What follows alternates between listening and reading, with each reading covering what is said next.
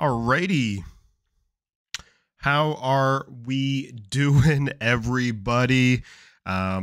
Whether you're watching live or whether you get a chance to tune in later and watch this back, thank you for joining me on this second edition of the Shifty's 49ers Talk live podcast. So what we're going to be talking about here tonight is the recap. We're going to recap the game against the Green Bay Packers.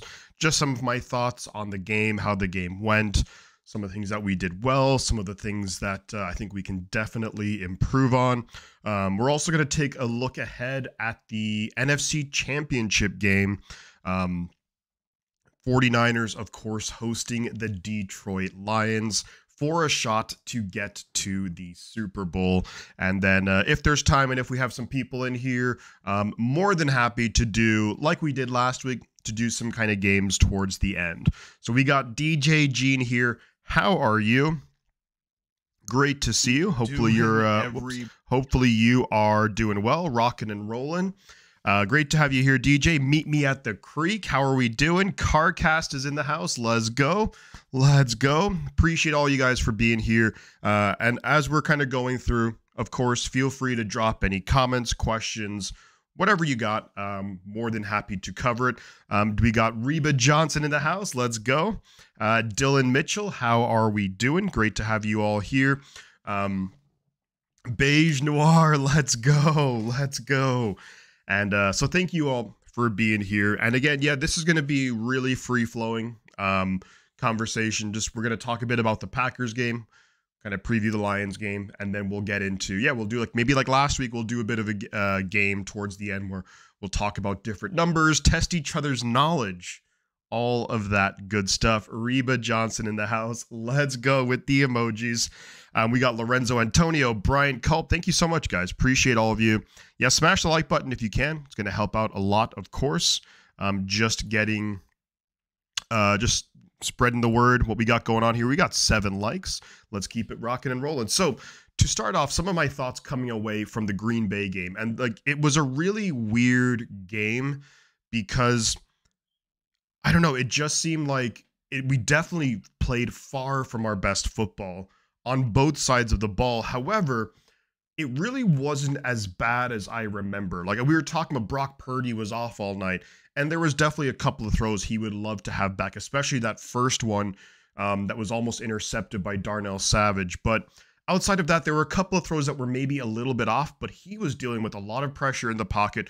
Offensive linemen getting pushed right into him, making the throws that much more difficult. You add in the rain, you add in Deebo Samuel going out and having to adjust your offense on the fly. And I think it's a little bit more, it explains a bit more. It was an odd game because so many things went wrong for the 49ers. We got Thomas in the house. Dylan says, I hope the Chiefs lose the AFC Championship game. They kicked my team's butt. So I'm guessing you're a Buffalo Bills fan, Dylan. Would that be correct? I was rooting for the Bills in that one. Good afternoon, Thomas, as well. But when I look back at the Green Bay game, I think Green Bay came out and they did what they needed to do. When they got the ball first, they took 7 minutes off the clock and they took the lead. We held them to a field goal, which I think was a really big momentum swing right there. You saw what Green Bay did against Dallas in the wild card round. They went down, took 8 minutes off the clock and scored a touchdown. We held them to 3. I mean, you can do that. I think that's going to be a win. It seemed like, especially on that first drive, that Wilkes and the defense was for sure playing a lot more passive. They were reacting to what the offense was doing, which is, I think that happens a lot, but something that when I see the 49ers defense playing their best football, I think typically the defense is dictating to the offense. You try and stop us. They kind of take the initiative and really set the tone. And it was something where they were a lot more, I don't know if they were just afraid. They didn't want to get beat by a big pass, something to that effect. But I'd like to have seen maybe a little bit more aggression early on and maybe try and force that 3 and out. It seemed like, I don't want to say it was quite prevent defense, but it seemed like we were definitely a little bit more passive to start the game. Now, some of the things too that I look at which things that just kind of oddly went wrong for the 49ers and things that are not typical of every game. Of course, with the weather conditions, we had so many players slipping and sliding all over the field. You look at Dre Greenlaw slipped, and that opened up, I think it was Luke Musgrave for a first down. You look at Mooney Ward, he slipped, that opened up Romeo Doubs. You look at Tashawn Gibson on the touchdown throw. I can't remember the receiver who caught the touchdown from Jordan Love, but he slipped. So guys slipping and sliding, and those were hugely consequential plays that led to first downs, that led to big gains, and that led directly to a touchdown throw, things that aren't going to happen all the time.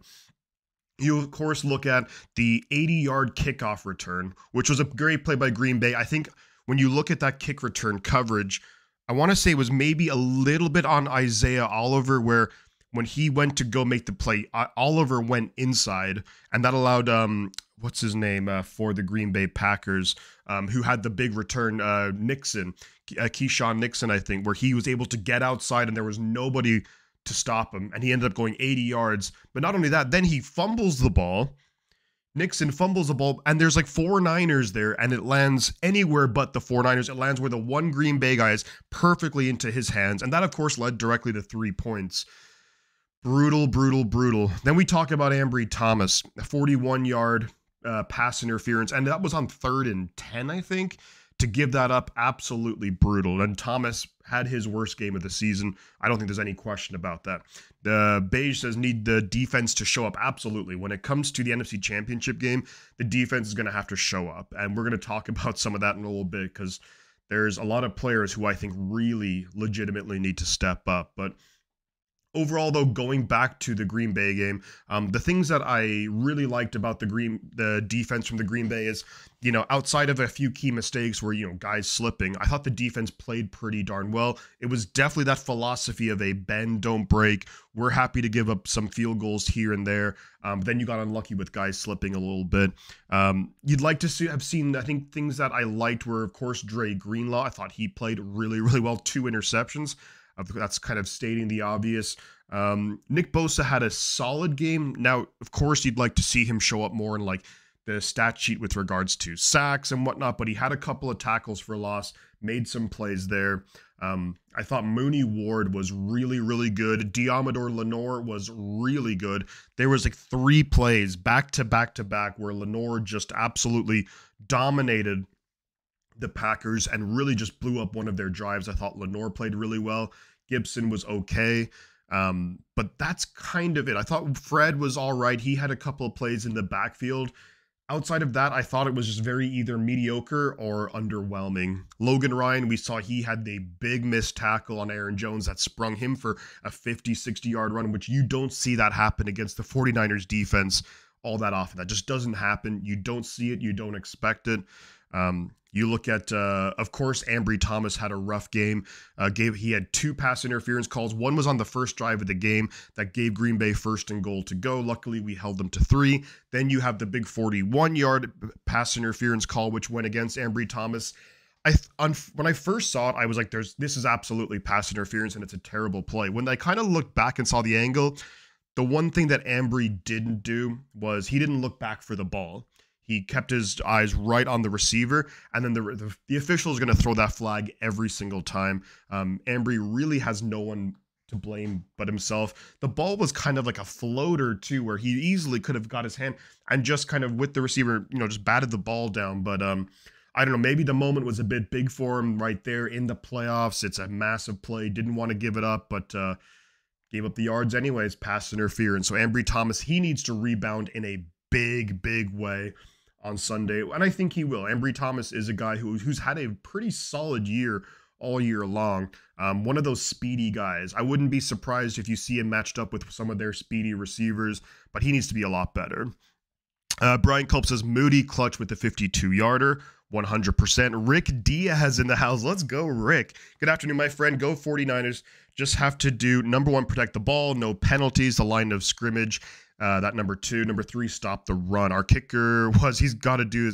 Yeah, I thought Moody was fine. And yeah, Bryant, you're spot on. In the 4th quarter, to hit that 52-yard field goal with those weather conditions, that's a huge confidence booster right there. You know, it would have been easy for Moody to kind of maybe get a bit down on himself after the kick, you know, was it in the just before halftime? That kick was blocked, but went out in a clutch situation and kicked the 52-yarder. And those 3 points is what sprung us to get ahead when we had the touchdown drive later on. So for the defense, I think that against Green Bay, and the Green Bay had a really good game plan. And what this speaks to, I think, is just how good Matt LaFleur is for like designing plays. I thought the run game for Green Bay was really, really effective. They were able to get pretty solid chunk yards, especially on that first drive. Some of the play designs were really clever too. Like a lot of our edge players who were right there to set the edge and force the running back in, like a wide receiver kind of like maybe motioning across, kind of got in his, like it was really well designed plays by LaFleur. So super impressive by Green Bay. I think when you look at offensively, the 49ers, I think, so of course it took a little while for the offense to get rolling. And that was something I said just before the game started. Look, the starters hadn't played a legitimate game in 22 days before that game, which can be fine when you have, let's say, like a 10-year veteran quarterback. But when you have a guy in his second year, I'm not necessarily critiquing Shanahan because he just didn't want any potential things to happen to his quarterback or to some of the starters. But I knew it was going to be a little bit tough sledding early on offensively. Green Bay are coming off they're going to be hyper confident coming off a big win, and they dominated Dallas defensively and offensively. So I knew it was going to take maybe a couple of drives to get things going. Then you lose Deebo Samuel. And then to me, Deebo Samuel was the guy. They got the ball in his hands 2-3 times early in the game before he went out. I thought the game against Green Bay, it looked like it was going to be a Deebo Samuel game where you get the ball in his hands maybe 10-15 times. And of course, that didn't happen. CMC is a player the Niners can rally behind 100%. Beige, Thomas, hit the like button. Yeah, let's keep it up with the likes. Is Samuel playing? Samuel is likely out, says Conspiracy, and Reba says, is Samuel. So Kyle Shanahan had a press conference just a little while ago. So one of the things that he said about Deebo Samuel was that he said that Deebo is not practicing today, however, that he's feeling better. I think that we'll see I think if he's not practicing Friday, then I'll be concerned. Then I'll be really concerned. I think I'm a little bit concerned now, of course, but Scooby-Doo, where are you? Scooby-Doo. But yeah, if Deebo Samuel is not practicing on Friday, then that's where I'll get really concerned. I still think he'll have a chance because, look, Deebo's been in this Shanahan system for years and years. So it's I think he is someone who could probably have like little to no practice and probably be able to be productive. But you'd like to see him practice. Hopefully tomorrow he's maybe limited in practice, and then Friday the same deal as well. But nothing's for certain about Deebo Samuel. Of course, I think we really need him out there against Detroit. Deebo's one of those guys who's just a tone setter on offense. Of course, you got Jennings, Ayuk, a lot of guys, Kittle as well. But Deebo's one of those guys who's like when he runs through a player, gets the whole team amped up. And he had a big game, of course, against the Lions week 1 of the 2021 season. I think we still got it, even if we don't have Deebo, says Reba. Look, there's ways that we could win the game without Deebo. Deebo, I think, does increase our chances of winning quite significantly. He's a really important player. Kenny M says, I ordered my Niners ball cap. Should be here before the game. Awesome. Hell yeah. And then that's awesome, Kenny. Yeah, you gotta have the Niner cap. Our offensive line must rise to the occasion and protect Purdy's butt, says Thomas, 100%.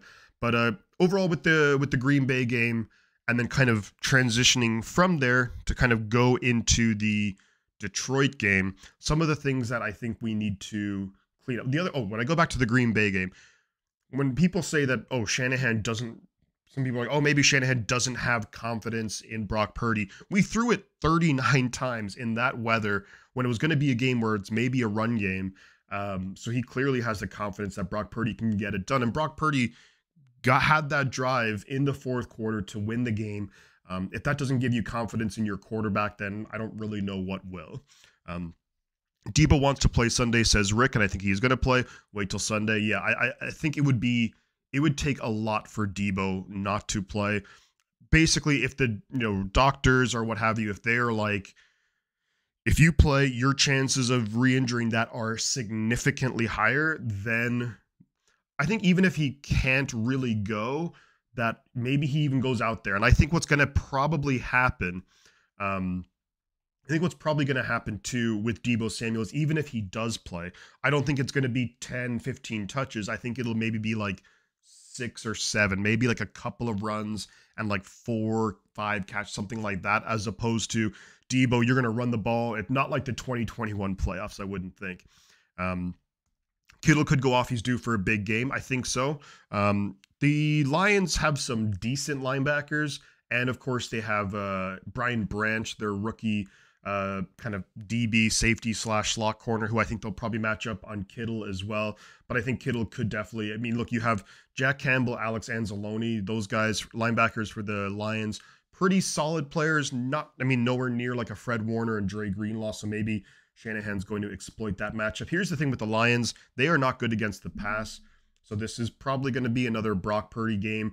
Something that was a little bit interesting was just how much the Green Bay Packers took Brandon Ayuk out of the game. It was not till like later in the game when he actually had some significant catches. He had a great catch that third down, or was it fourth down?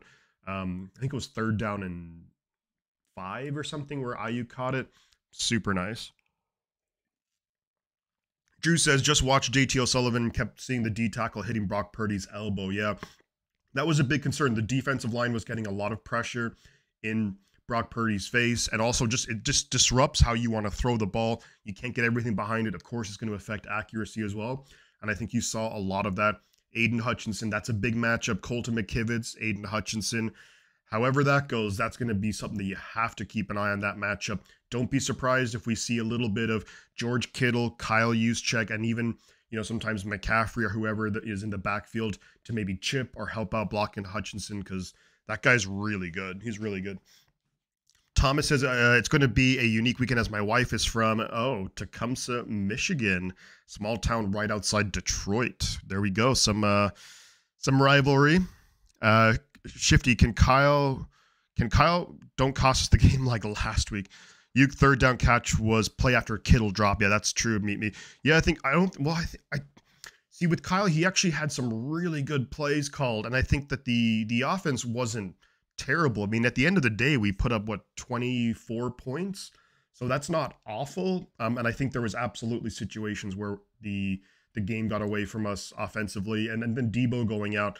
And again, one of the things that I really believe that took a while to adjust was Debo not being out there. Like, you could see it early on in the first drive that we were going to be going to Debo early and often, and then him going out, I think it's like, oh crap, there goes our game plan. We have to readjust big time, essentially on the fly too. Yeah, that Ayuk third down catch was sick. Great throw, great catch. Hi, y'all. Shifty, is Gibbs more worrisome than Jones in your opinion? I don't think so. I think Aaron Jones is a running back who's more consistently effective. Like, Aaron Jones had that big, was it like 45, 50-yard run, which again was like just brutal to watch just because Logan Ryan, I mean, what the hell? But Aaron Jones is the guy who's going to get you, when the run game is working for Green Bay, he's going to get you 7, 10, 8, 9 yards a pop, 5 yards a pop even, which is really, really good. I think Jahmyr Gibbs is a guy, yeah, he can break one for the big gain, but also he's a guy where, like, he's going to have a couple of plays where he just gets nothing, loses yards. It can be a little bit of like hit or miss, I think, with Jahmyr Gibbs, whereas I think Aaron Jones is more consistently productive and effective. So that'd be my, I don't know about more worrisome necessarily. That speed, of course, is something you have to be a little bit concerned about. But I mean, if you're kind of asking me who's better, fork-tailed, then I would say Aaron Jones is a better running back. Are the Detroit Lions? Yeah, Detroit Lions. Yeah, their pass defense is ranked really, really low, and that's why I think it's so important to if you can get Debo involved in the game if he's going to play. And I think this could be a really big Brandon Ayuk game. We're going to find a lot of different ways to get the ball into our receivers' hands, and Yeah. So, Kyle, and I think that um, one of the things too, when it comes to even on, I think all day Sunday when the Lions were playing the Buccaneers, and we know that Kyle Shanahan's like a freak when it comes to work ethic. I think Shanahan was already planning on playing the Lions on Sunday. He probably went into the facility or started his initial work on the Lions with the rest of the coaching staff. And I think because there's no question in my mind that he started doing work on prepping for the Lions on Sunday because we played the Buccaneers earlier this year and we won pretty handily. So we could always reference back to that. Whereas I think on Sunday, you get that day ahead advantage. I think we started going with the Lions and doing some preparation work there on Sunday would be my guess. We made the switch into what made the switch into that last drive, Kenny. Maybe they can make that switch earlier. I think that Green Bay, I mean, they're a really, really young team. And when it came to that crunch time, that's not ideal. Also having just good even on like the first play of that drive, that last drive of the game for the Niners offense, where you fake the handoff on first down, you get the ball to Jawan Jennings. He gets 7 yards. You just setting yourself up in really good situations. Some of the key things early on, like penalties really hurt us against Green Bay. I think it was the first drive of the game, the first play of the game, offensive play of the game for the Niners. Aaron Banks false start, 1st and 15. You're like, great, here we go. So that's something that we have to clean up big time in that one. But overall, just the execution was a lot better on that last drive and putting yourselves in good positions. Chua says, will Jair Brown play over Logan Ryan? Because I would prefer Jair Brown. So I understand Kyle's thought process. Jair hadn't played in a good while, and he's a rookie, and he didn't want to throw him into that compared to Logan Ryan, who has not only playoff, but Super Bowl experience. I understand that. If I were Kyle, I'd probably, and you could argue that this could maybe damage the confidence of Jair more, but I would have had Jair out there initially to start the game, and then if he makes some big mistakes or if he struggles, then you could put in Logan Ryan. Yeah, I would prefer to have Jair out there because even for him going forward, because we don't know how long Tashawn Gibson, is this his last year? He only signed a 1-year deal. Could very well be. Of course, Hufanga's back next year. But I think we're probably going to lean on Jair Brown next year to be the starter. So you'd like to get him some experience in the playoffs now. I mean, I don't see why not. Niners are favored by 7 points. We should easily cover the spread. I feel like the Niners will pick up where they left off. I think so. I'd love that. I would love nothing more than just a relatively stress-free NFC Championship game, but this Lions team is pretty darn good. And we're going to start talking about the Lions game. Let's kind of get into that right now, actually. Just before that, we have Fortail says, you think Ward will shadow St. Brown or no? No, Fortail. I mean, there's going to be plays because when we play zone, I think there's going to be plays where Ward is lined up over St. Brown. If it were me, who I would actually have on St. Brown is probably Lenore. I think Lenore has been, and so is Ward. Ward's been playing great, but I think Lenore matches up really well. Lenore can play inside, outside, really physical, has the ability to maybe throw off the timing for routes of Amon-Ra St. Brown. Amon-Ra is really good, and he's going to get his catches. He's going to make his plays, but you can slow him down. You're not going to shut him out by any means. But if it were me looking at different matchups, I would probably say Lenore on Amon-Ra, and then you have guys like Mooney Ward and Ambry Thomas on some of their other receivers. Who else do they have? Oh, like I would think maybe Ambry Thomas with like Jamison Williams. Ambry Thomas has great speed, so does Jamison Williams. Mooney Ward's going to be covering whoever he can. But I think there is some interesting matchups for the 49ers for sure. And I think some of it they match up pretty well with skill set. Yo, Christian's in the house. How we doing, buddy? Great to see you, man. Great to see you on this midweek live podcast. So we talked about the Packers game. Some of the things that I think, and to kind of sum up the Packers game, I think the good was that we won the game. And the good was that even though I think the way I look at it is, despite so many things going wrong, the fact that we were able to win that game speaks volumes about this team. And I think it's going to instill a lot of confidence with the fact that you have Green Bay, who are arguably one of the hottest teams in the NFL coming in. A lot of things went their way. A lot of things went their way, things we talked about, punt return, Niners players sliding all over the place, penalty flags. But the fact that we still won that game speaks volumes. And I think in hindsight and watching the game back, the Green Bay game back, like the team played better than I remember. But overall, look, you have to love Purdy coming through in the clutch. We were down. He comes through in the clutch, gets the game-winning drive. Jawan Jennings, really, really good. George Kittle had that big drop, but otherwise, I mean, the really nice touchdown reception from the really good throw from Purdy. That first touchdown throw of the game was just absolutely sick. Other things that were good, I think defensively, yeah, of course, Dre Greenlaw. Thought Fred Warner was pretty solid. Bosa was good, not great, but good. Mooney Ward I thought was good, but a lot of things to clean up. And it kind of just goes back to the fact that this team played nowhere near its best football, and we won the game against a really hot, and I think a really good team in the Green Bay Packers. So, Juke Join, let's go. Stewart says, would you rest or risk Debo for this? I definitely think that if he can go, I think you have to have Debo Samuel. You know, at the end of the day, this is the third straight year of being in the NFC Championship game. We got to make the Super Bowl. And if you can do it with Debo, even if Debo's out there and yeah, again, maybe has like 5 touches in the game, maybe 1 run or 2 runs, maybe a few receptions, he's out there doing things. I think he's got it if he can go. Now, if he can't go, then I mean, that it is what it is and you have to, but at least if he can't go, we'll have a game plan in place without him, and we'll be able to, you know, plan around getting the ball in the other guy's hands, as opposed to last week where he went out really early in the game and then on the fly you have to adjust. Now, the things that the 49ers are going to have to clean up is going to be the defensive line has got to get pressure. It's going to be on the offensive line.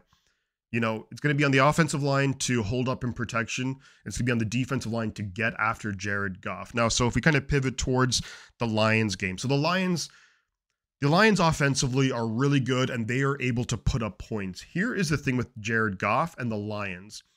Night and day stats when it comes to them at home versus them on the road. They are really, really, if this game is in Detroit, I would be way more worried. I'm still worried. There's still things to be concerned about. You know, I'm not saying this game is a gimme by any stretch of the imagination. But it is more comforting to know that, yeah, the Lions offense is a very different thing on the road and and at home. So we got Peter Miller in the house. Let's go. Let me see. Exactly, Shifty. Shifty, you need to keep an emergency oxygen tank. Yeah, probably a good idea. Exactly, Shifty. He came through and was on the line. Yeah, nothing comes easy in the playoffs. 100%. And he came through in the clutch. And that throw to Jawan Jennings, I know that wasn't on the final drive of the game, but that throw 3rd and 10 to Jennings was just a thing of beauty. One of the bad things about the Packers game is our defense let Aaron Jones. Yeah, that's true. And a lot of it came on that one rushing play that Logan Ryan just kind of screwed up. Unfortunately, Green Bay was double teaming Bosa most of the game. And well, here's the thing too, Thomas, and I think that's true. And they were chipping Bosa a lot, but that's when you have big money guys in, you know, Eric Armstead and Javon Hargrave, and even though it's not big money, but you know guys like Randy Gregory and Chase Young, like they need to beat their man. Like if they're double teaming Bosa, they got to win their one-on-one matchups and get home and force pressure.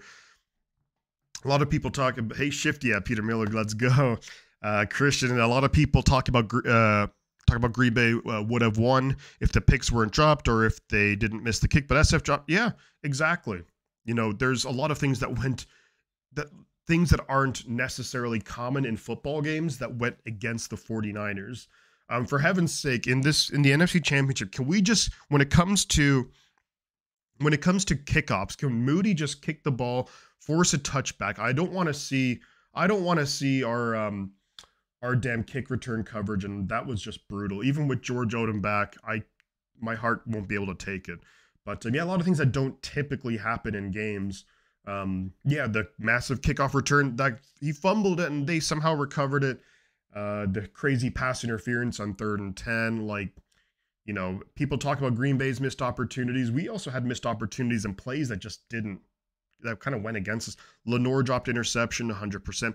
The chipping kept some players in the backfield, preventing a few checkdowns. That's true, Mark. And look, if you chip Bosa, that's going to affect and throw off the timing a little bit of ifs and buts for Kenny. That's totally right, Beige. Yo, what's up, Fasto? But just gotta read the script. But yeah, I think it's a case where with the both teams, and it was a close game, and you know, I definitely felt relieved after it. Anyone who was here for that will remember, but it was one of those games where I think both teams could be like a few plays here and there, and it could have been a very different game. If Debo doesn't go out, if they didn't have the kickoff return, because remember, we scored the touchdown, and then on the ensuing kickoff, they have the 80 yards, and they have the ball, and then it's like, oh, there goes. I mean, if that doesn't happen, maybe there's so many different things, but at the end of the day, we won. Now, when it comes to the Lions, and I look at it, we were talking about, so the Lions at home and on the road, very different beasts. So I definitely feel a lot better that this game is in Levi's Stadium. And then I think what you have to do, because when I was watching the Lions against the Buccaneers, we have to find a way. And to me, if I'm Steve Wilkes, I'm definitely coming out a lot more aggressively in terms of even starting the game. I think the defense, I don't want the defense to kind of play passive. I think we need to set the tone. And when it comes to Jared Goff, I think you really have to rattle his cages a little bit. Now, the Lions have a pretty damn good offensive line. Some huge news for the Lions, though, is left guard Jonah Jackson. Sounds like he's going to be out for the game. He's a good left guard. Frank Ragnow. And Frank Ragnow, guys, the center for the Lions, he was an absolute monster against the Tampa Bay Buccaneers, an absolute monster. He sprained his ankle and his calf or something like that. But he was out there arguably dominating Vita Vea of the Buccaneers, which is not an easy thing to do. However, look, that was maybe Frank Ragnow, adrenaline, you're playing the game. But, and I think through the course of this week, he's probably in a lot more pain, so maybe won't be as up for it, but he's not healthy. And of course, Jonah Jackson being out. So I think we got to try and get some pressure, especially on the interior of Jared Goff. Throw him off his timing, because if Jared Goff, like any good quarterback in the NFL, if he can sit back there and he has good receivers in Laporta and Amon-Ra and Jameson Williams and Josh Reynolds and all these guys, he is going to be able to carve you up. So I think what we're going to see a lot more too from the Niners is a lot more different like stunts, throw different looks at the Detroit Lions offensive line. And I think you'll probably see a good bit more blitzing too, whether it's from maybe like Lenore coming in off the edge, maybe it's like Warner, Greenlaw, what have you. But I think we need to rattle Jared Goff's cage, throw him. He is susceptible to some bad throws. If you look at the game against the Buccaneers, first drive of the game for the Lions, Jared Goff, they're in the red zone, and Jared Goff throws a pass in the end zone, which easily should have been intercepted. I think it was it KJ Britt or Levante David who should have had the interception in the end zone. They dropped it. So he is susceptible to some bad throws, and I think if you can force those negative plays, it really throws the Lions off rhythm. And that's what we have to do. We have to manufacture ways to get pressure on Jared Goff. And this is a game too where, look, we talk so highly of guys like Chris Kosaric. We talk so highly of, Bosa and Armstead and Hargrave and all these guys. This is a game where they have to show up. They just have to show up. And because this is like, biggest game of the year. We're at home, and all these guys are so highly thought of. I want to see us really just see the 49ers defensive line, kind of what we're used to seeing, like we saw against the Jacksonville Jaguars. We're just getting after the quarterback for some mistakes. Oh, his knee as well. Yeah, need to get Armstead to roll him. Yeah, so exactly, Stewart. So yeah, it was his knee and his ankle that he sprained. And that's, he's not going to be 100%. Then you look at, Jonah Jackson being out at left guard. So there is some things that we need to take advantage of, especially on the interior. We got to rattle the cage of Jared Goff. Some of the comments here, can we put Elijah Mitchell in the running back instead of Jawan? Yeah, that play. So that was, I think Shanahan referred to that as a Ron Burgundy type of play where he just read what was on the script or read what was on his thing and didn't kind of maybe forgot or didn't realize that it was going to be Jawan Jennings in the backfield. So I think Shanahan, if he could go back, he definitely would redo that play where he handed off to Jennings, and that play lost like 2 or 3 yards. Yeah, not great. We got Tennille here. Let's go, Tennille. How are we? We got 32 people here. That's awesome. If you're in the Bay Area or if you're in California, Pacific time, it's 1 o'clock, 1:30. Here, it's a little bit later. But thank you guys for joining along. And if you can, do drop a like on the stream because it really helps out. Debo is not walkthrough according to, yes, Chua. So Debo is not practicing today. Shanahan, again, did say he's feeling a lot better.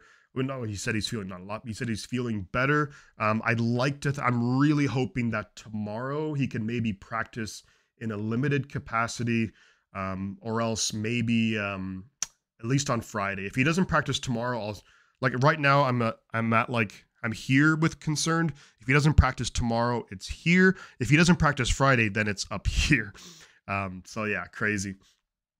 And then the D-line must prove worth in this one. Absolutely, 100% fork tail, spot on. Purdy has a quick release. Need to give him 3 seconds to throw the ball. That's going to be a big thing. When we look at the 49ers offense up against the Detroit Lions defense, they are susceptible against the pass. The one thing that we're going to have to do is we're going to have to help out Colt McKivitz.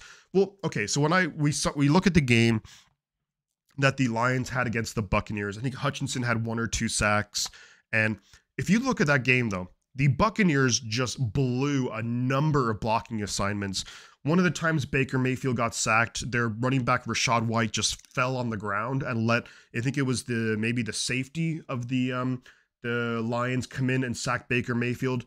One of Aiden Hutchinson's sacks, the right tackle for the Buccaneers, and I can't remember what his name is, just didn't even block Hutchinson. I think there was some crazy miscommunication there where Hutchinson just beeline to Baker Mayfield. And there was one other play too where I think there was another sack as well where it was look, good job by Detroit for making the plays, and you'll give credit where it's due, but there was a number of plays there where it was just absolute breakdown by the Buccaneers offense, communication, whether it was between Baker Mayfield and the offensive line, horrible play call, a number of different things, but I think the Niners will be much better equipped to handle that as opposed to the Tampa Bay Buccaneers. Daniel Berry, let's go. Let's go. How are we doing? Niners should be hyped up after this last Sunday. Should be able to tell during first quarter. Yeah. Hopefully none of our players slip and fall. Yeah, so it's not going to be raining. There's going to be no rain. It's going to be 68 degrees, so it's typical, even though, of course, stadium's in Santa Clara, but it's like your average San Francisco type weather, which is I'm totally fine with too. So, but I think if the offensive, you're probably going to have to help out Colt McKivitz now and again, again with a chip, or whether it's George Kittle helping out, maybe a chip block, whether it's Juszczyk, Charlie Werner, Kyle, Juszczyk, Kittle, or Werner are probably going to be maybe some of those guys who will have to help out in certain situations. But I do think that Detroit is really susceptible in the passing game. When you look at, some of their guys like Cam Sutton, and I'm trying to think who their other cornerback is, super low rated PFF. I think guys like Ayuk should have a big game. Hopefully Debo can go. Jennings, Kittle, that's what we're going to have to do.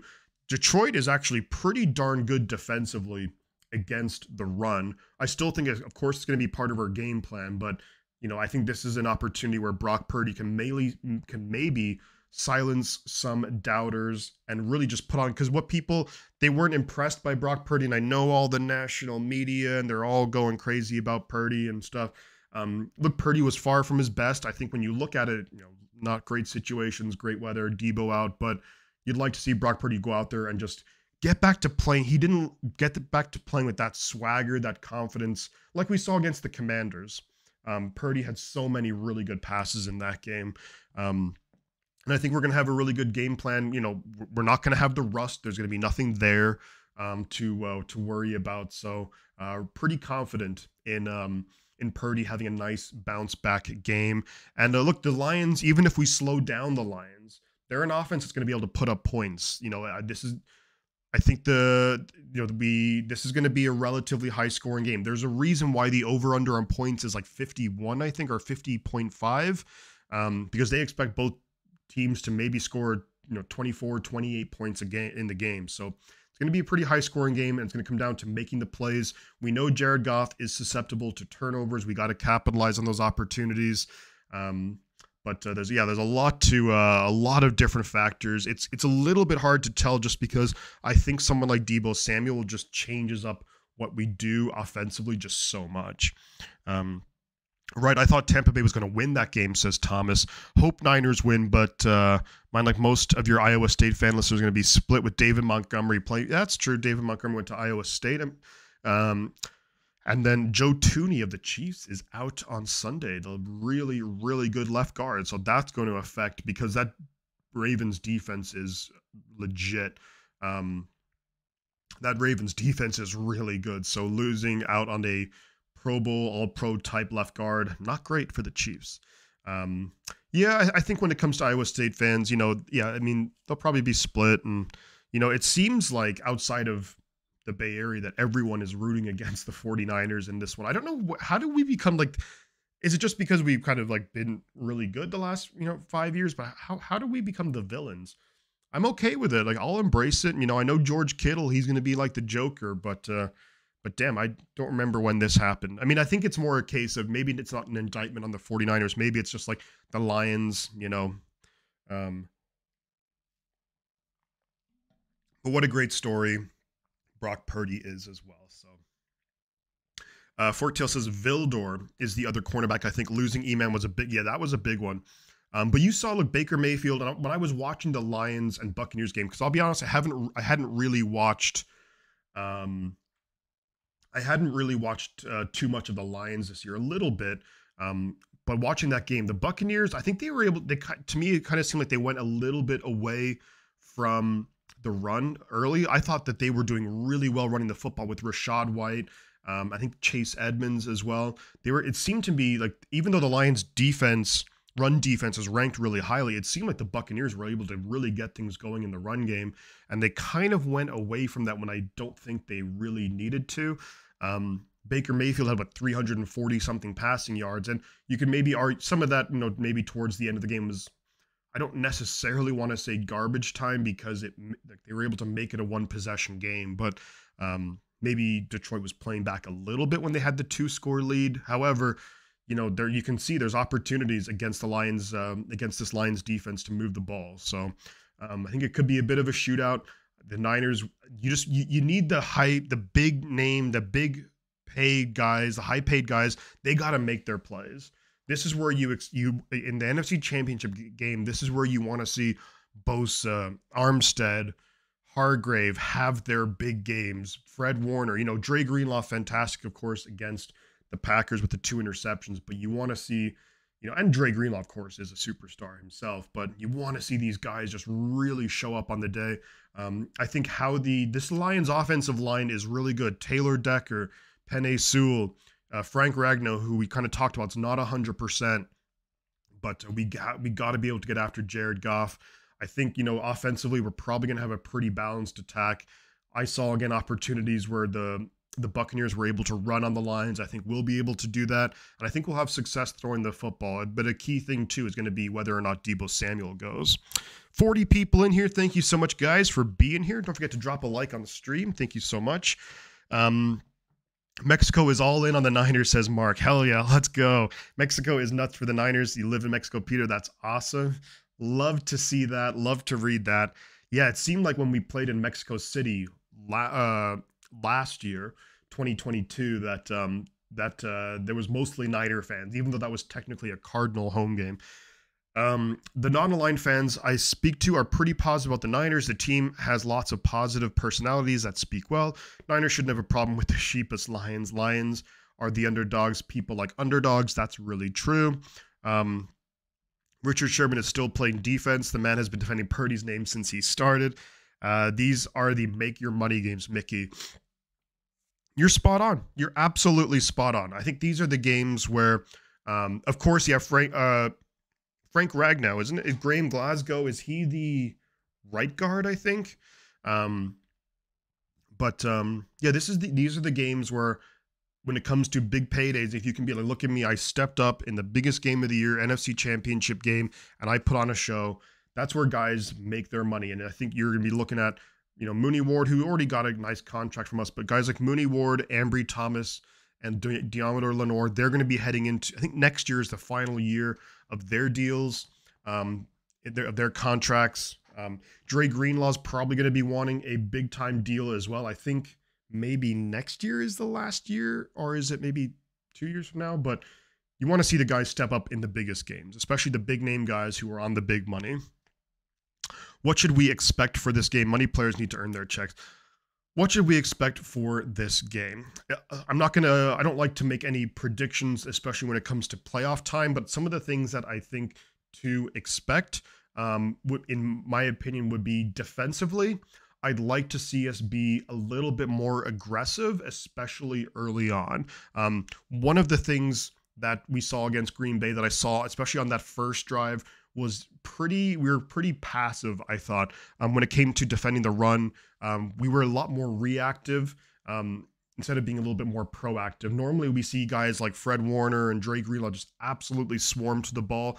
I think that they were maybe a little bit afraid of play action and bootlegs and things like that, whereas I think you just have to trust your gut. If you give up a big play, it happens, but if you can also make a big play, that's huge for the defense. Be a lot more, I think Steve Wilkes needs to be a bit more aggressive, bringing blitzes. If we're seeing that we're not getting pressured, not getting home, gotta bring pressure, because Jared Goff is a guy, good arm. He's able to read the field pretty well.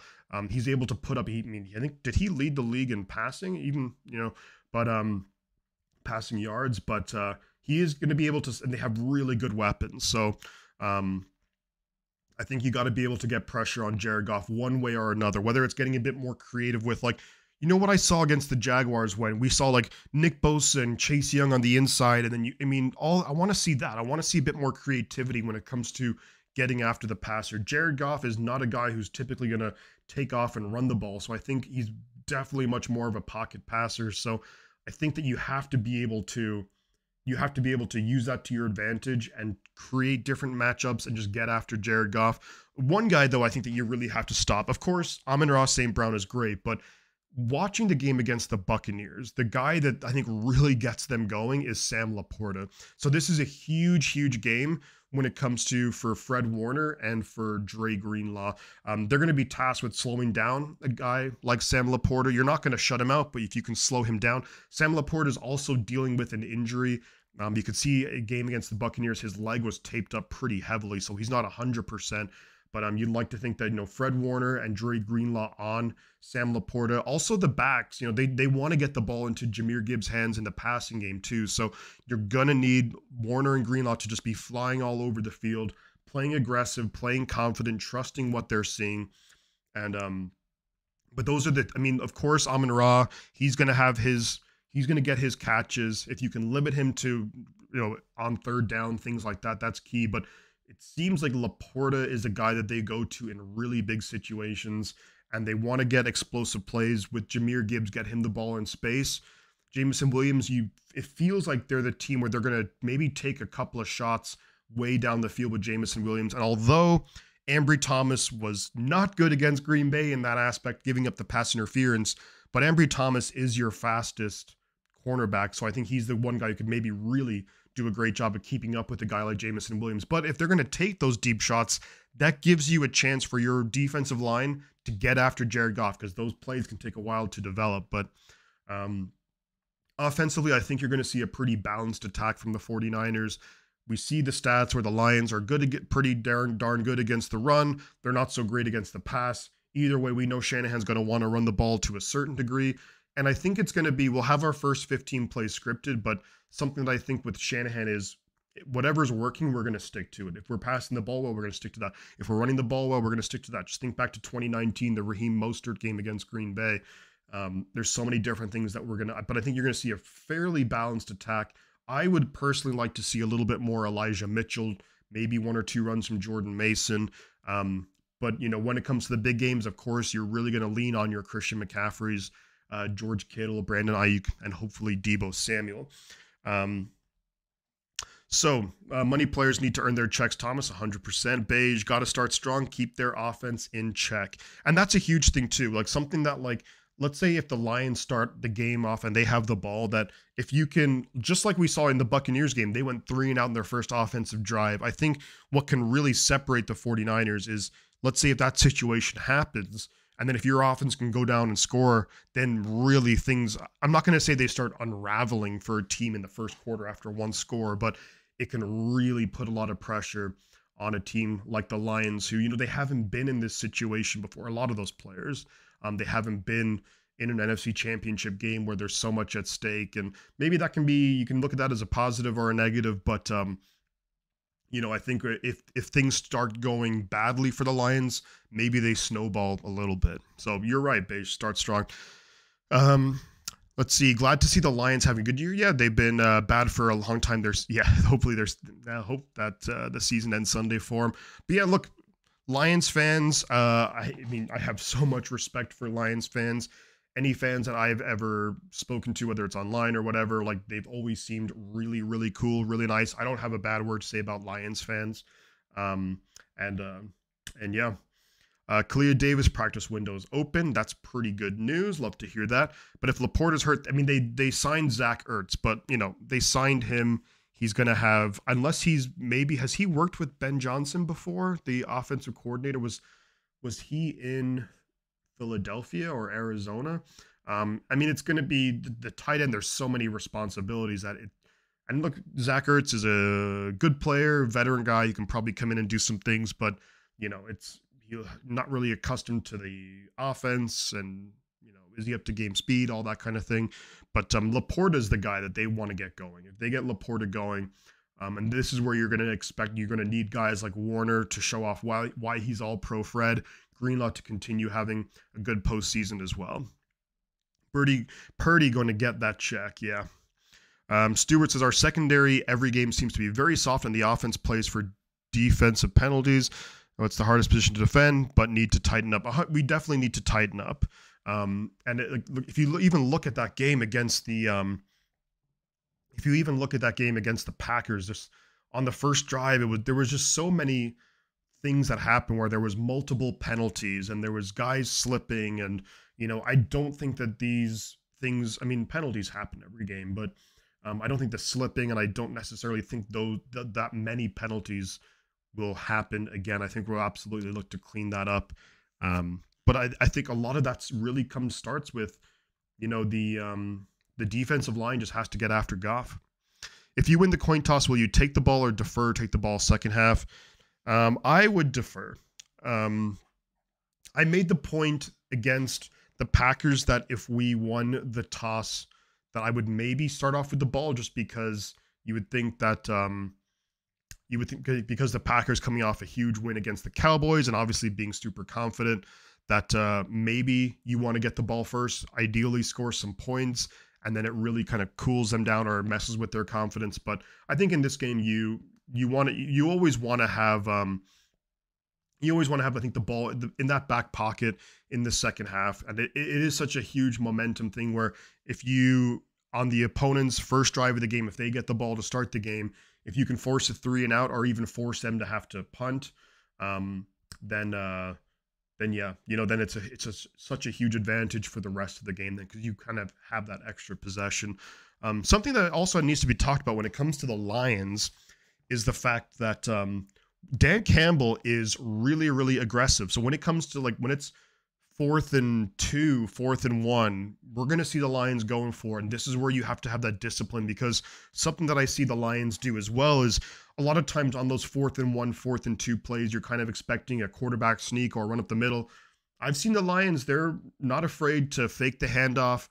Maybe they get a tight end to kind of, break out and then get a throw of the ball. They're not afraid to throw the ball in those situations. So that's something to keep an eye on as well. Hopefully we can stymie them and limit them to 4th and longer to just take that whole element out of the game. But Jason, Captain Niner, Massey, let's go. Talofa Faithful.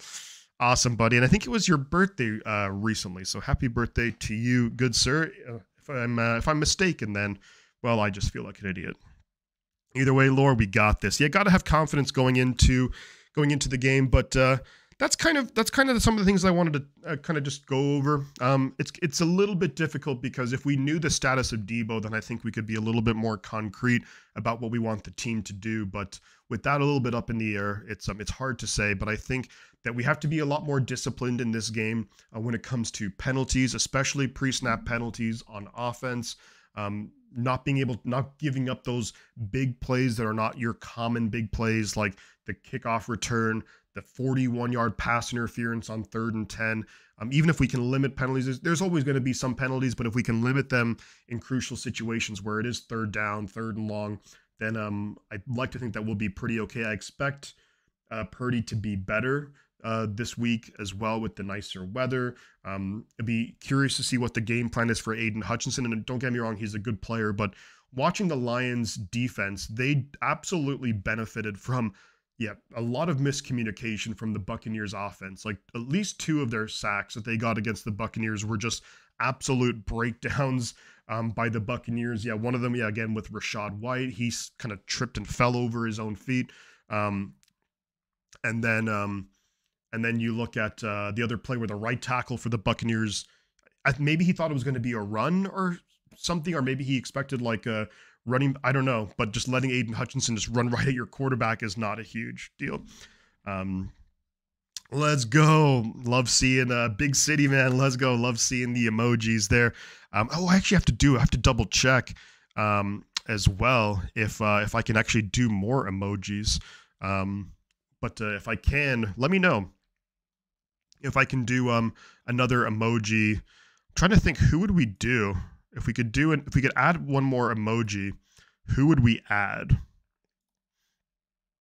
So let me actually.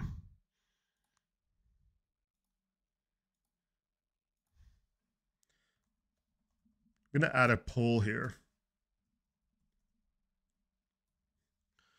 Let's see.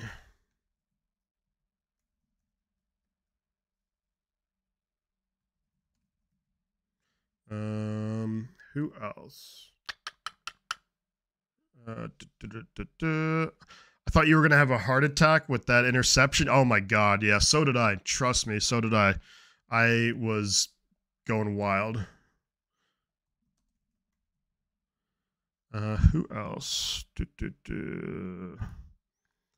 Ooh, maybe this could be interesting. And then I'm gonna, there we go.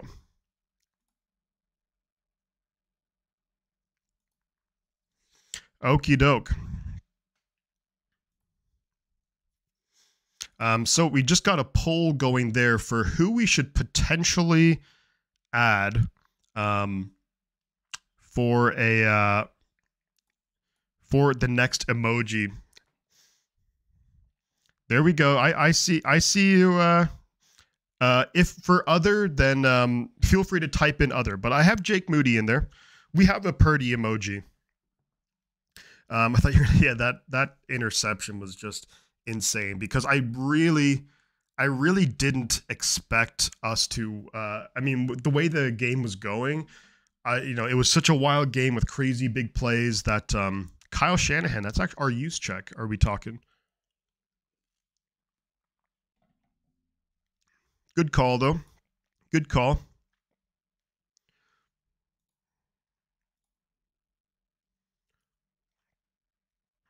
Okay. Yeah, we got 10 votes in. Let's keep it rocking and rolling, and we'll let the poll go for another little while. And but yeah, okay. So that's kind of it. That's really what I want to talk about. Feel free, guys, if you want to drop any questions in the chat. Shanahan says, meet me. That's a good call too. But you can only do, I think, 4 options on the poll though. So, but feel free to drop any questions. And what we're going to do now is something that we've kind of done the last couple of live streams. Love to see it. I think I have a Greenlaw one, Christian. Yeah, there's Drew. He's dropped a whole bunch of them. So you got the Ayuk, you got Purdy, Debo, Fred, Kittle with you got the Christian McCaffrey, Bosa, Greenlaw. And everyone got to go. My 2 o'clock appointment is here. Tom, take care, Thomas. We'll see you this weekend for the NFC Championship game. Alrighty. So yeah, feel free to drop any questions you guys or anything that you guys want to talk about. Otherwise, let's get into the game that we've been doing for a little while now, which is let's drop a number between 0 and 99 in the chat, and let's talk about who we think are some of the best players, or the players that we kind of want to remember from those numbers. So I think that's always, I think we've had a lot of fun doing that the last couple of times. But Kenny M says I chose Lenore because he was a dunk. Yeah, Lenore is an awesome dude. Played really, really well against the Green Bay Packers. DJ Jean puts in number 12. Well, I mean, of course it's going to be John Brody. I mean, he's the guy where Brody was the man, you know. The number was retired. If we remember, though, we're going to end the poll, by the way. So we had 13 votes. Looks like Trent Williams was the winner. Trent Williams. So I think we're going to do Trent Williams as the next emoji, which is awesome. Who is this? That's Scorpion from Mortal Kombat. But one of my favorite video games growing up. But so there we go. I think Trent Williams. So when we see Trent lay somebody out, let's do that. But number 12, John Brody, of course, is going to be the guy that you have to talk about.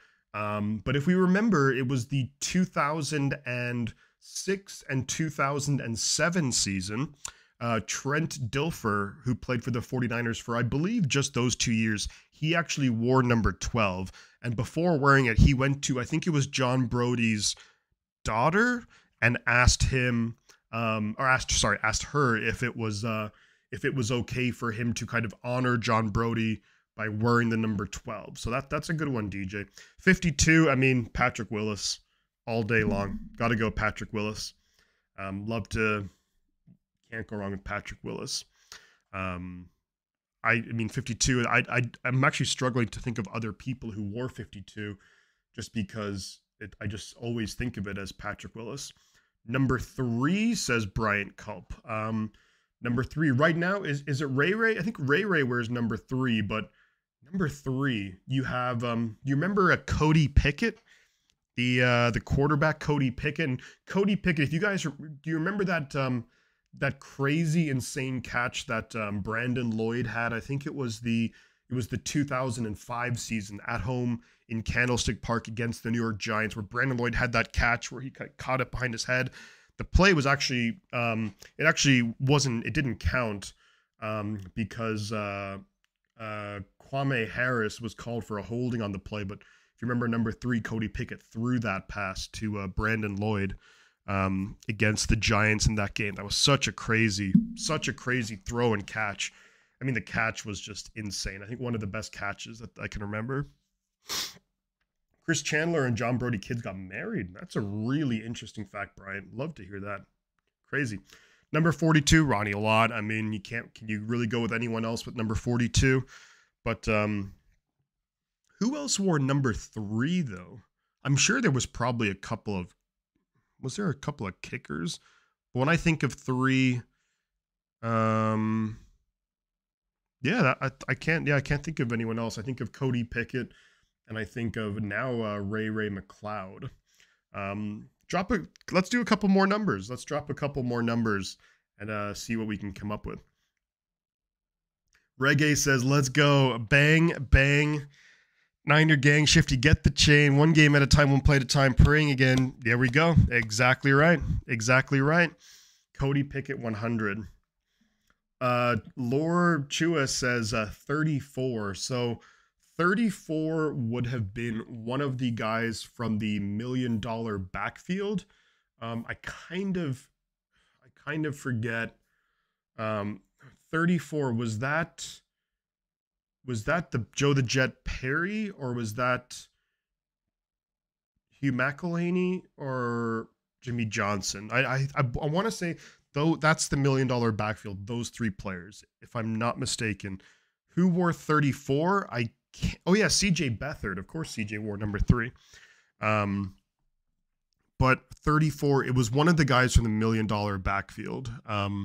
But you kind of caught me out because I'm gonna say Joe the Jet Perry, but I'm not confident. But I'm fairly confident it's one of the it was Perry. There we go. But I know it was definitely one of the $1 million backfield. Christian says number 79. 79, was that I think that was that Bob St. Clair, or was it Gene Washington, I think, number 79. It's one of those retired numbers that you don't really, but I think it was either Gene Washington, maybe, was it Gene Washington or was it Bob St. Clair? It wasn't, Nomalini, I think, was like 73 or something. But yeah, 79, that's, I'm not 100%. I know it's a retired number, I think. You'll have, you guys will, and you know, I'm not looking it up. You guys will have to, you'll have to remind me of that. Because how about 69? I'll probably go Mike McGlinchey. And then, yeah. But 79, I think, you guys will have to let me know about 79, because it's one of those guys. I think it's either Bob St. Clair or it is St. Clair. There we go. All right, let's go. Let's go. Dropping that 49er knowledge. Love it. Christian, you have a good one in mind. All right, hit me with it. Hit me with it. Those ones are tricky though, from like the players from like back in like the 50s and 60s, just because, I mean, it's obviously before my time. I sometimes mix them up. Harris Barton, did he wear 79? I thought that number, did they retire the number later? Because I think that number is retired, isn't it? Harris Barton, yeah, he was on the 80s. I don't think he was, Harris Barton, I don't think was there during the, I don't think he was there during the 90s. I think Harris Barton was mostly in the 80s, if I'm not mistaken, right? Brock Purdy, let's go.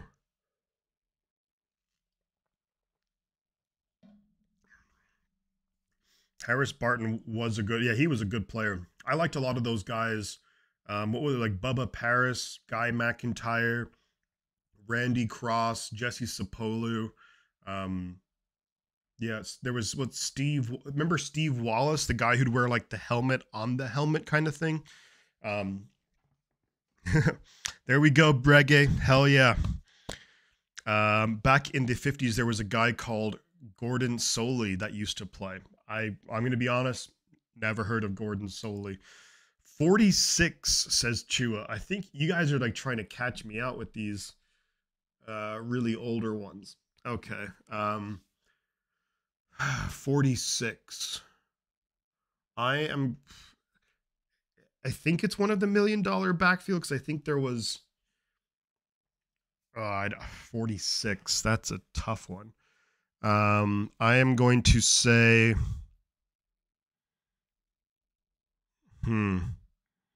it's either because we know Perry was 34, so I'm thinking it's either Johnson or McElhaney. That's my guess. I don't know. That 46 that's a good one though. I think it's one of those guys, but I could be wrong. Harris Barton was on the Steve Young Super Bowl, or Steve Wallace. I didn't realize Harris Barton played that long. I thought he was more of a 80s. Tim McDonald wore 4. Oh, that's a good one. Tim McDonald. How did I forget that? He was the safety, right? Number 46. That's a good one. Yeah, now that I think about it, yeah, that you're right, Meet Me. Because I think it was like 39, I think was maybe 37. I think it was 30. Was it 34, 37, and 39 that the $1 million backfield wore? Because I'm trying to think. I don't really remember players any recent players wearing 37 or 39. So maybe that was the maybe that's the numbers from the $1 million backfield. 46, Tim McDonald, yeah. He was in the 90s. McDonald and, yeah, of course, number 36, Merton Hanks. Everyone loved Merton Hanks. Number 49, 49. Delaney Walker. Yeah, you're right. How the hell did I forget Delaney Walker? Man, I am slipping today. Delaney Walker, really good player, but seemed to always fumble with the 49ers. But I'll never forget Delaney Walker. Remember that touchdown reception against the Lions when it was Harbaugh and Jim Schwartz in Detroit. Number 49, I think Jeff Fuller. The safety Jeff Fuller is who I think of when I think of 49. If I'm right. Ben says, I know Kyle is not a big fan of this, but I really think he needs to give Brock the ability to change the protection.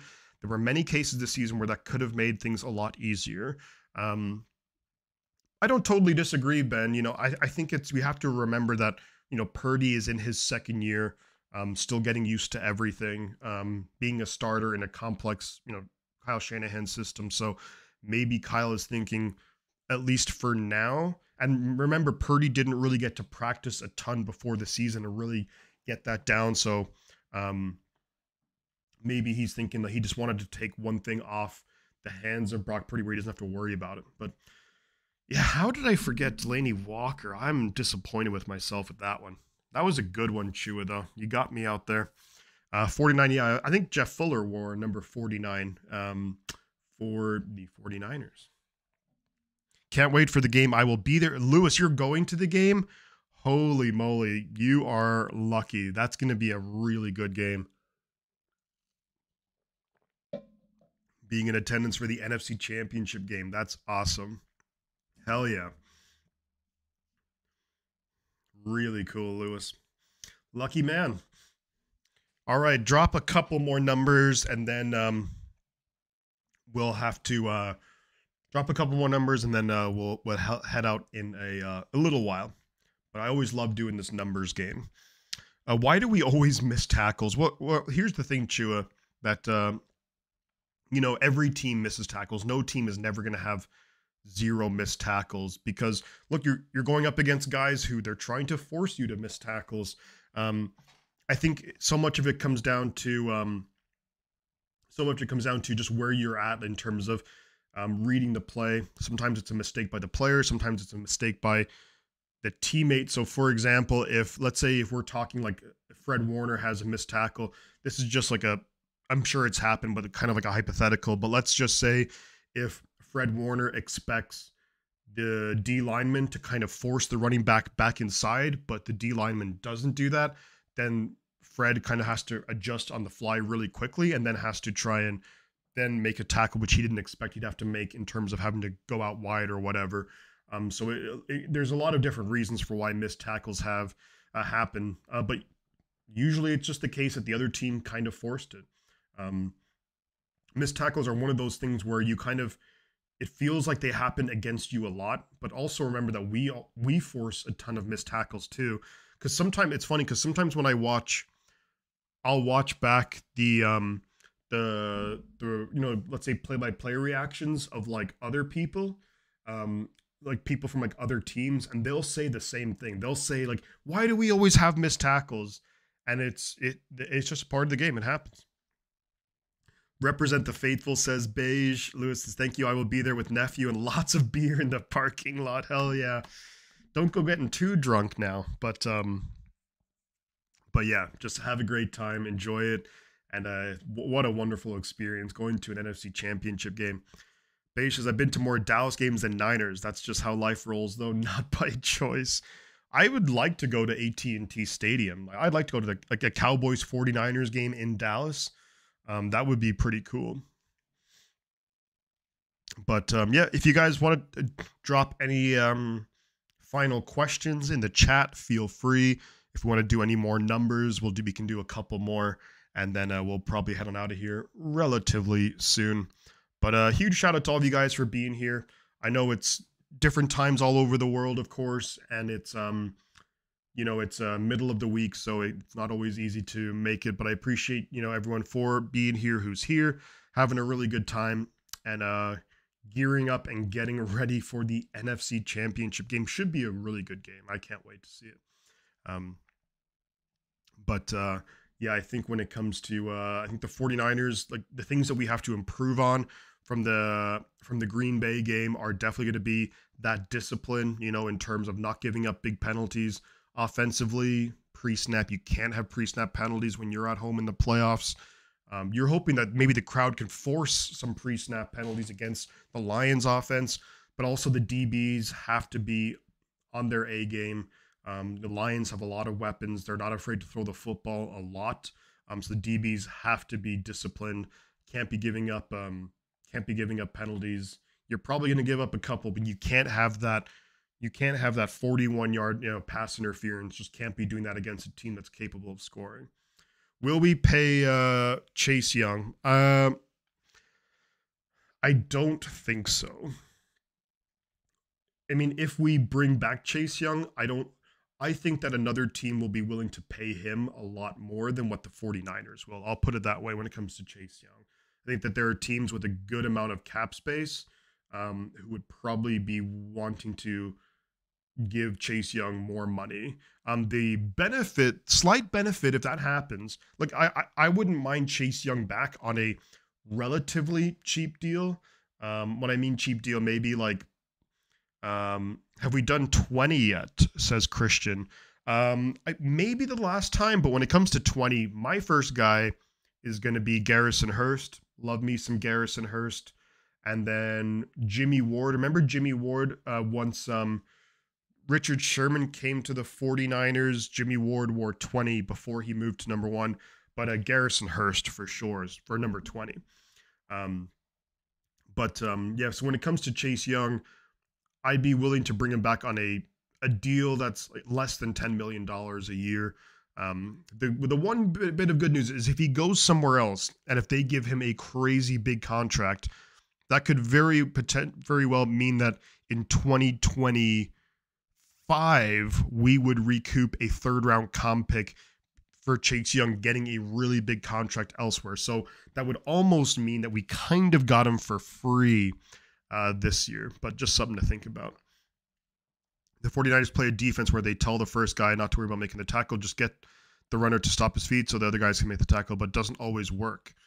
That's an interesting, we play a lot of, it's all about gap responsibility when it comes to the 49ers too. So that's where I think the Niners need to be aggressive, because if you're in the Niner defense and if you hesitate and you can't get to your gap, then it's going to lead to trouble, because that's going to leave a lane open for the it's going to leave a lane open for the running back or whoever for on the offense.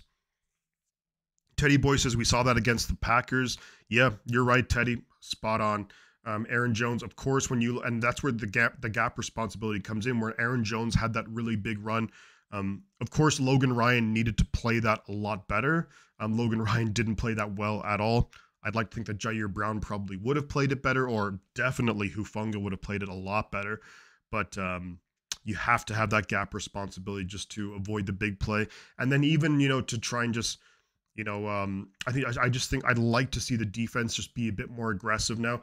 Maybe on the first drive of the game, the defense might be a little bit, more passive just as you're kind of feeling out the game. But if it were me, I'd be like, let's just get after him and force mistakes, But yeah, Christian, definitely Garrison Hurst. When it comes to number 20 for 49ers, it's got to be Garrison Hurst. What a great runner. That huge run in overtime against the Jets, like the 97, 98-yard run. Okay. Lewis says, if we limit Jared Goff options, we should be able to get some sacks. Yes, and that's the thing with Jared Goff is that you got to be able to pressure him, because he's a guy who can sling it. He had, 4,500 passing yards this year. He had like a big-time year throwing the football. The Lions have a really good offensive line there. Now, they are missing Jonah Jackson. Also, Frank Ragnow is nowhere near 100% with a sprained knee and ankle. So maybe we can use that to our advantage, where guys like Armstead, with his ability to, penetrate, will be able to throw Jared Goff force him on the move, not be able to throw with his like feet balanced, things like that, throw off balance. And that's what we saw against the Buccaneers on the first drive of the game. The Lions went down, I think, into the red zone. Jared Goff throwing off balance through what should have been an easy interception that was dropped by the Buccaneer linebackers. So he's susceptible to mistakes, that's for sure. Stewart says Debo is out running with the ball, rehabbing his left shoulder, and Grant Cohn says he looks very determined. That's awesome. You love to hear that. That's something that's really positive. I do hope that tomorrow and Friday that he will be maybe limited in practice. But if he can go, that's so big. That's such a massive thing. I think it's going to take a lot for Debo not to suit up. It would have to be a case where like the doctors and whatnot are like, if it's just a pain thing, if it's literally just a pain tolerance thing, then I think Debo will be able to go, because you're just going to have so much adrenaline, for the NFC Championship game. The crowd noise and everything is going to be insane. So if it's strictly a pain tolerance thing, I think he will be able to go. If there's like structural damage where, he's at a very high risk of re-injuring it, where in a bad way, then maybe he has to sit. But I don't want to think about that. It's also much harder to tackle with bad footing, and the other guy is wet. That's true too. Debo's a winner, and winners want to be in the game. 49ers are going to need to draft a D end. I don't know about unfortunately, but yes, I think that we are going to have, and we'll probably bring in a couple of guys. Like maybe we bring back a Cleveland Farrell or a Randy Gregory or someone like that. Drake Jackson coming back. I'm not really sure what happened to Drake Jackson this year. After a good game against Pittsburgh, he just kind of disappeared. And of course, he was injured and, whatnot. But Drake Jackson coming back. Maybe Robert Beal. We'll be curious to see what happens with Robert Beal Jr., who's a rookie who we drafted. But there's a massive emphasis by the 49ers on drafting D linemen. So I wouldn't be stunned at all if we drafted D linemen early on. But want to thank everybody here for the 49ers are hunting for Lions, says Rodney Harris Jr. Hell yeah, love to hear it. But I want to thank everyone for being here on this midweek live podcast. We got to talk about the Green Bay game. We got to look forward to the Lions game. Obviously, 1000%, I'm going to be streaming the live play-by-play reactions to the NFC Championship game, 49ers Lions. That game is on a 3:30 p.m. Pacific time. So can't wait to be here for that. Debating on maybe doing the Ravens and Chiefs game, potentially doing that as well, but 1000% doing the 49ers Lions game, of course. I'd love DeForest Buckner back. DeForest was a beast. We also need linebacker and CB and safety depth. I think with linebacker depth, Christian will be okay, just because you have Greenlaw, you have Warner. I think, maybe you bring back a guy like, Oren Burks or DFF. But the other big thing too is that you have guys like Jalen Graham and D Winters who we drafted. So, I think that we'll see how they develop as well before we commit to drafting a linebacker. But I think maybe for depth, for sure. But I think cornerback, offensive tackle, and maybe a center would be the way the Niners should go. No, all good. Great to see you, John Jay. I'm just about to log off. But I want to thank everyone for being here. Yeah, Vic Fangio, no longer with Miami, reportedly maybe going to the Eagles. So curious to see how that all works out. Kind of surprised that Miami let him go, or maybe Fangio just didn't want to be there. Do I think the Lions RBs, they'll run. I think that they'll have some success. Jahmyr Gibbs is definitely the guy who kind of scares me with regards to a big play, but I think David Montgomery, he can definitely churn out some yards. Maybe they're kind of goal line back Montgomery a little bit, but the Lions offense is pretty scary. It's a pretty scary offense, but I think there are ways the Niners defense can maybe stymie them and maybe force some big plays. Remember, we tied for the league lead in interceptions, and we had 2 against Green Bay, so we're able to force some big plays. And we know Jared Goff is susceptible to some dangerous throws. So hopefully we can make those big turnovers. Ravens, Chiefs, somebody's got to lose. Go Niners, smash the like button, everybody. Thank you very much, everybody, again, for hanging out in this midweek live podcast. Appreciate you all for being here. Yeah, I'm going to head on out of here, guys. I will see you all on Sunday for the NFC Championship game, 49ers, Lions, potentially the AFC Championship game too. But can't wait to see you all there. I'm super pumped up. Fingers crossed that everything goes well with Debo the next few days with his recovery and what have you, and that he can go and he can play. But thank you so much, guys. I appreciate every single one of you. Before you head on out, drop a like on the stream. It helps out. And see you guys later. We'll see you Sunday. Before I head out, you know I'm going to say a couple of things. The butt counts. We'll catch you guys on the flip side. And also, Dre Greenlaw, get down, you idiot. Get down, Dre Greenlaw. I think Dre Greenlaw is still trying to run with the ball somewhere. Wherever he is, he's still trying to run with the football. But Dre Greenlaw, just get down, you idiot. But, but yeah. Thank you very much, guys. Take care. We'll see you Sunday. It's going to be a good time. And go Niners. Let's go. Come on.